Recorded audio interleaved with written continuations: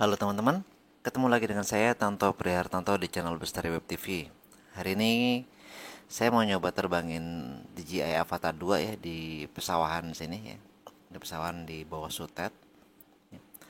Saya hanya nampilin video Google saja ya di kali ini ya. Karena untuk memperlihatkan seperti apa DJI Avata saat terkena angin ya, walaupun terbangnya nggak terlalu tinggi ya.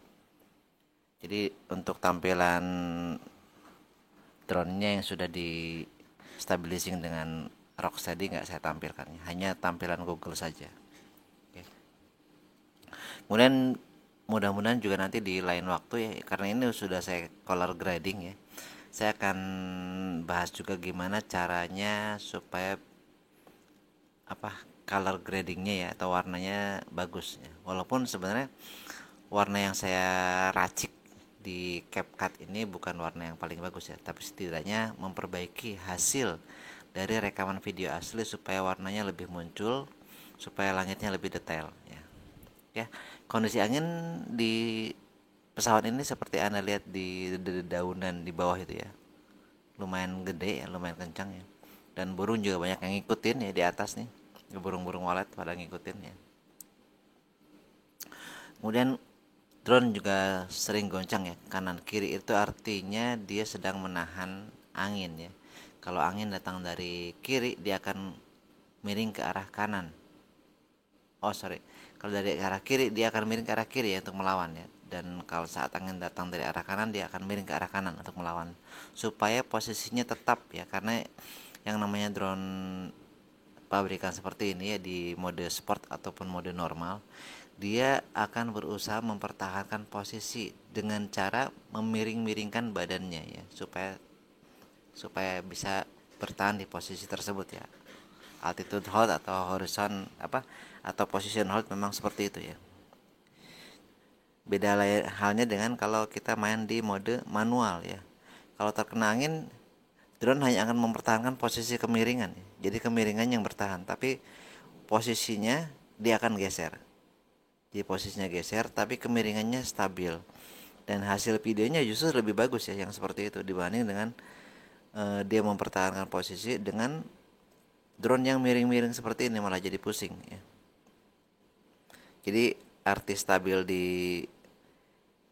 FPV dan stabil di aerial ya. Seperti halnya Avata ini ya. Ini Avata masih tergolong aerial sebenarnya.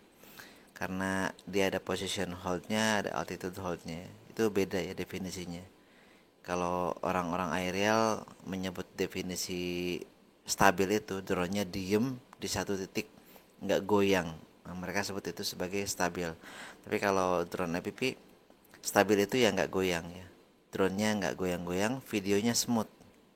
Itu yang namanya stabil ya. Kemiringannya terjaga ya.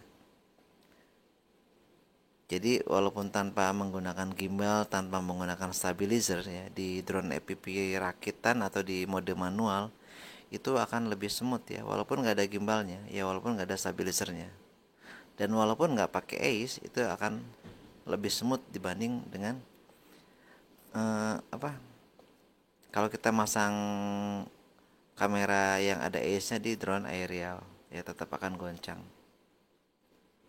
Oke, kondisi seperti ini ya. Jadi drone Avata 2 ini menurut saya sih tidak rekomendasi untuk terbang jauh-jauh atau terbang tinggi ya, karena hasil rekamannya nggak akan bagus dan rawan lah ya, kurang bagus, masih goyang-goyang.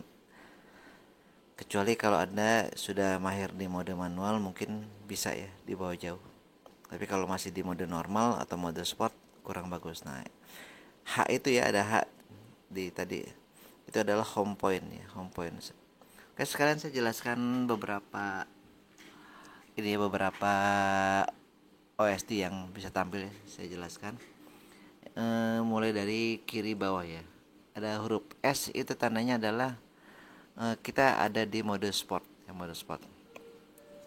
Kemudian ada lagi di bawahnya itu H ya. H itu ketinggiannya. Ketinggiannya berapa meter ya.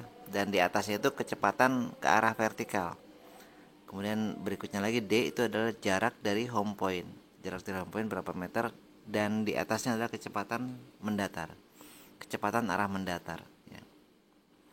Kemudian berikutnya ada yang gambar baterai dan gambar persentase ya, itu adalah persentase dari baterai drone ya.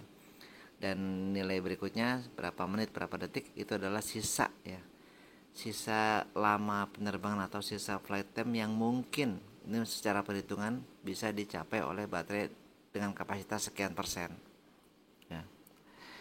Kemudian ada icon sinyal, itu sinyal Google seberapa kuat dan sinyal dari remote berapa kuat ya. Dan di berikutnya adalah jumlah satelit ya, yang tertangkap oleh GPS ya. Dan yang paling ujung itu adalah baterai Google ya, tinggal berapa persen lagi. Sedangkan yang di atas yang kedip-kedip merah itu adalah flight time atau lama, bukan flight time ya, rekamannya sudah berapa menit drone ini ngerekam. Nah yang tengah ya, yang tengah buletan itu adalah kursor dari RC Motion 3, dan yang plus itu adalah titik tengah ya, titik tengah dari Google ya, titik tengah layar. Untuk jadi titik tengah layar ini apa kebalik ya saya, yang icon tengah yang bulat mungkin ya, yang layar yang RC Motion 3 itu yang cross mungkin ya, apakah balik, tolong koreksi di bawah ya. Jadi drone akan berusaha menempatkan titik plus itu ada di tengah-tengah buletan ya. Jadi akan mengejar ya, plus ini akan mengejar buletan ya, berarti yang buletan ini yang remote ya, yang buletan ini yang remote ya. Jadi kemana buletan itu pergi, plus ini akan mengejar ya, sehingga berusaha untuk ada di depannya, di tengah-tengahnya seperti itu ya.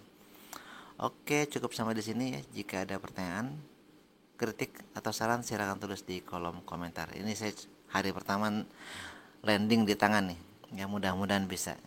Hari pertama landing di tangan, nyobain karena ini ada sensornya ya, nggak bisa langsung turun ya. Oke. Sampai di sini perjumpaan kita.